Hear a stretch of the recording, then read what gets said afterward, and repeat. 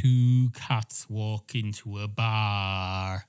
One of the cats goes straight up to the bar counter and says, "Hello, can I have a pint of your finest Guinness, please?" And the man sitting at the far end of the bar goes, "Oh, there's nobody there. There's nobody at the bar, I'm afraid, young kitty cat. He closed it down 7 years ago, I'm afraid. He got disinterested and then kind of just disappeared off. And then he tore down the website after a couple of years. Stopped using his computer for about 4 years and then came back, crawling back a couple of years later with his matchstick cats. And then a couple of years later, he suddenly goes, I'm going to start doing this bar stroke podcasting thing again." And the cat says, "Oh, so you're saying he's back?" And the man behind the bar says, "Well, he's coming back. He's trying to come back. He's trying to make it come back as best he can. He seems to have having trouble getting started. I told him a good way to start would be to just do one of his old two cats walk into a bar stories and see how that goes." And the cat says, "Oh, that's not a bad idea at all. I featured in a few of those, you know." And the barman says, "Oh, yes, so have I. Oh, wait, I'm not here." And the cat goes, "Oh, wait, that's right.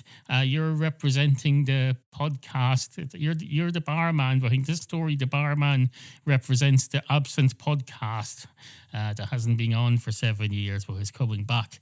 And the barman says, "Yes, I think so." It's a complicated analogy, I'll admit. It's probably not a great place to start. But you haven't done this in near the best part of a decade, and you're coming back trying to do a complicated bar story. Whose idea was that? And the cat says, "Well, I thought you just said a minute ago that it was your idea. You suggested that he start with a cat bar story." And the barman says, "Yes, but I didn't mean to get him all confused like this. I thought maybe a simple, straightforward, good old-fashioned, traditional two cats walk into a bar story. You know the type. The type where he goes, two cats walk into a bar. One of the cats goes straight up to the bar counter and says, 'Hello, can I have a pint of your finest Guinness, please?' etc., etc. And the cat says, 'Oh, yes, I'm familiar with the genre, all right. I'm familiar with the genre. Are you familiar with the genre?' Is that a French word? Am I supposed to pronounce it French? Does it go genre or something like that? I don't know. Genre." And the man behind the bar says, "I have to tell you something. For a cat, you're really not afraid of having a go at the foreign linguistics. It's amazing enough that you've mastered the English language, but now you're just happily having a go at a French accent." And the cat says, "Well, it's not so much a French accent as an attempt at a French pronunciation. I've been listening to a few audiobooks recently where the narrator has gone to great lengths to pronounce French names in a French accent. So, for example, if the French person was called, for example, barman genre, he'd say barman genre." And the barman says, "Now, the first part of that, barman, you just pronounced that in English, but the genre one you made it sound French. Is genre a French word?" And the cat goes, "I've no fucking idea. I've no idea, my friend. I just make it sound French. You can say anything in a French accent and people think you've mastered the art of French. You can go genre." And the man behind the bar says, "Oh, I've noticed that's the only word you've tried pronouncing French, even after all this. Maybe I was a little too soon, a little too trigger happy in becoming impressed at your linguistic skills." And the cat goes, "For fuck's sake, I'm still a cat who can talk." And the barman says, "I suppose that's true. But let's see if that's still the case after 2 or 3 pints of this stuff." And the cat says, "Wait a minute, what are you feeding me now?" And the barman says, "You ordered a pint of Guinness, remember?" And the cat says, "Yes, I said a pint of your finest Guinness.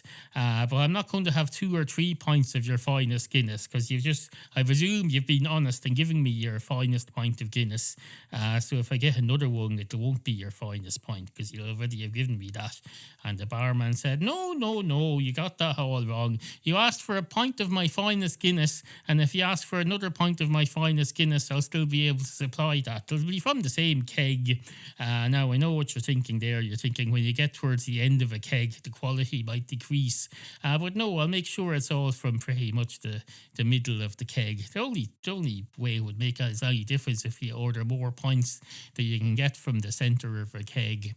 of Guinness. And the cat says, how many, just as a purely as a matter of interest, how many pints do you think that would take?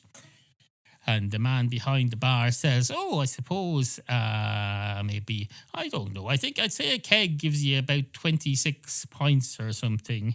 And I don't know. So I suppose the centre of a keg, if you discard the first 3 pints, then the last 3 pints, let's say 18 pints. And the cat says, is that a challenge? And the man behind the bar says, it's a challenge to your fucking... Oh, to your fucking wallet. That's what it is. You're a cat. You're a cat. How much can you possibly earn? You can't, purely to Christ, you can't possibly afford to have 18 pints in one night. And the cat says, well, I don't drink very often. I haven't been to a bar in 7 years. So I've been saving up. I've been putting away my pennies. I've been putting them away for a rainy day, like today. Is it today a rainy day? I think it is. Cats, is today a rainy day? And the barman goes, who the fuck are you talking to? And the cat says, I'm talking to the cats. The cats here. I'm recording in the sitting room here, and there's cats walking through. And the barman says, oh, so you're not in the upstairs spare room anymore overlooking the cat interstate superhighway wall? And the cat says, no, we moved house a couple of years ago. We're in a different county now. We're on the coast now. People get all excited about living on the coast. It's not like that at all. The first thing you notice when you live on the coast is that when you decide one Sunday afternoon that you want to go for a drive and you decide where you want to go, you can only go in half of the directions that you can go in from a normal town. In a normal town that's not on the coast, you have a whole 360 degrees of directions in which you can go, assuming they're covered by roads. But when you're on the coast, that's straight away goes down to 180 degrees.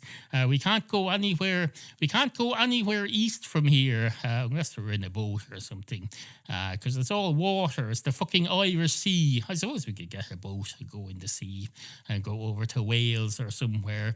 Are you allowed to do that? You're allowed to just get into the sea and go to Wales or somewhere? Do you have to have some sort of a license and go to a port? I don't know. And the man behind the bar says, you seem to be talking as yourself now. Perhaps we could just discard the 2 cats walk into a bar story. You can just be yourself doing the show. And the cat says, oh, Christ, no, I'm not ready for that yet. Christ, no, absolutely not. No fucking way. This is too soon. It's too soon. I'm not even sure if I've got the sound right yet. I'm a bit fucking worried about that, to be honest. It's being rather complicated. Recording a podcast is very complicated, you know, especially for a cat who only has a fake couple of words of French to his name. And the man behind the bar says, what do you mean? And the cat says, which part do you not understand? And the man behind the bar says, I don't really understand any of it. You realise you're just kind of meowing and purring. You're not making any sense. And the cat says, oh, wait a minute, I have to change. That's a setting in GarageBand. Don't worry. I'm pretty sure I can do that in post. That's the advantage now. You're using GarageBand now. There's things that you can do in post. And the barman says, are you sure about that? And the cat says, well, it doesn't really matter now, does it? I think I'm going to cough. And the barman says, oh, me too. And the cat says, bless you. And the barman said, what the fuck is that supposed to mean? And the cat says, I said bless you because you coughed. And the barman said, blessing you is for sneezing. It's not for coughing. There's nothing godly involved in coughing. Coughing is what starts plagues.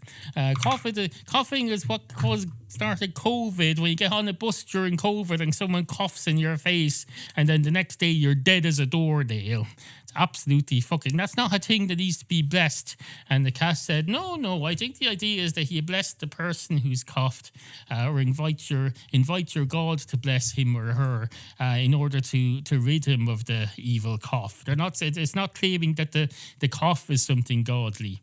And the man behind the bar says, oh, I suppose. So if Satan sends along a cough and then you bless it, you're basically just invoking the name of your God and saying, in God's name, get out of that fella's throat. But if the cough gets out of that fella's throat, that's a cough then, isn't it? That's a cough. The whole point, the whole thing about a cough is that it's coming out of someone's throat. So if you banish the cough from his throat, it's coming out as a cough. And the cat says, I suppose you have a point there. I don't know. I've never coughed, to be perfectly honest, unless you count coughing up a hairball. I banish a hairball every few days. I go, oh, it's a fucking hairball. I go, in God's name, hairball, get out of my throat. And then I make a weird sucking sound, like plunging a toilet that freaks out people who don't have cats. And then I just let out a hairball, and then I go and eat something. It's a fucking fantastic system as far as I'm concerned. And the man behind the bar says, I always wondered what that suction noise was. And the cat said, oh, you've heard it, have you? And the man behind the bar says, yes, I hear it in the toilets here every night. And the cat says, oh, so you have cat regulars here? And the man behind the bar says, no, these are just humans. They're vomiting. They're vomiting all over the place. I was making a mockery of your cat. Your cat hairball elimination system, because it sounds just like my patrons in here who've had one too many and they go in and have a puke for themselves in the gents' toilet or in the ladies' toilet, wherever they may see fit to go. Let's not get bogged down in which toilet people are supposed to go to. Everybody knows which toilet they're supposed to go to. This isn't a fucking, you know what I mean. And the cat says, I do indeed know what you mean. I know exactly what you mean. And the man behind the bar says, oh, do I? Well, tell me then. And the cat says, why do you not know? And the man behind the bar says, yes, I know. And the cat says, well, if you know, I know. And the barman says, somehow I doubt that. And the cat says, well, you can carry on doubting it. You can doubt it. You can doubt it till the cows go home. It won't have any effect whatsoever on what's inside my brain relating to what you think of me. And the man behind the bar says, I don't even remember what we're talking about here. Do you? And the cat says, yes, I most certainly do. And if you want to know, you'll have to, what's that word you say? Polish my hand or something. What's that say? Or put some pieces of silver in my, what's when the palm reader say that? You when you say you go to get your fortune read by a palm reader, they say something like, cross my palm with silver or something like that. It's a bit like that. If you cross my palm with silver, I might tell you what's in my head. And the man behind the bar says, I'll just listen to your fucking podcast. And the cat says, that's a lie, you won't. Everybody says that. They say, I must go and listen to his podcast. They don't go and listen to it. They've no idea what's going on. They've absolutely no fucking idea what he does in his fucking spare room, or now in his sitting room. He's in a sitting room now. He's doing it in a fucking sitting room. Like, doesn't even have the decency to go and do it in the privacy of a back bedroom upstairs. Probably because he's in a bungalow. But to be fair, the place you're supposed to do podcasting. Bless you. And the great night is had by all.